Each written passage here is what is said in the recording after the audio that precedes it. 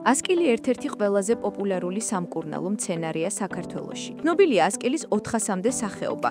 მათგან საქართველოში 25 იზრდება, 5 კი ენდემურია. იზრდება ტყის პირებში, ბუჩქნარებში, მდელოებზე, მთის ფერდობებზე, გზის პირებზე. მისი ნაყენი და ჩაი გამოიყენება გრიპის, გაციების, სისხლნაკლებობის, ღვიძლის, თირკმელებისა და შარდის ბუშტის დაავადებებისას.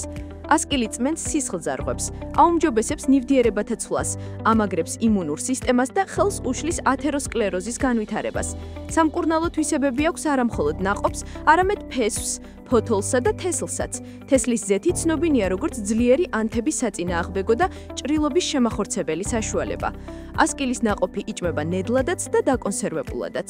მისგან ამზადებენ ნაყენებს, ჩაისა და ექსტრაქტებს. ნაყოფის შეგროვება ხდება სრული სიმწიფის პერიოდში, აგვისტოში ან სექტემბერში, როდესაც ისინი მკვლეთ წითელ ფერს მიიღებენ. ნაყოფი უნდა იყოს მკვრივი, დაუზიანებელი. აშრობენ საშრობებში 40-60 გრადუს ტემპერატურაზე, ან ღია ცის ქვეშ, ჩრდილში, თხელ ენად გაშლილს. გამხმარი ნაყოფი ინახება მშრალ, გრილ, ბნელ ადგილას, ჰერმეტულად დახურულ ჭურჭელში. ფოთლებისა და ყვავილების შეგროვება ხდება ყვავილობის პერიოდში.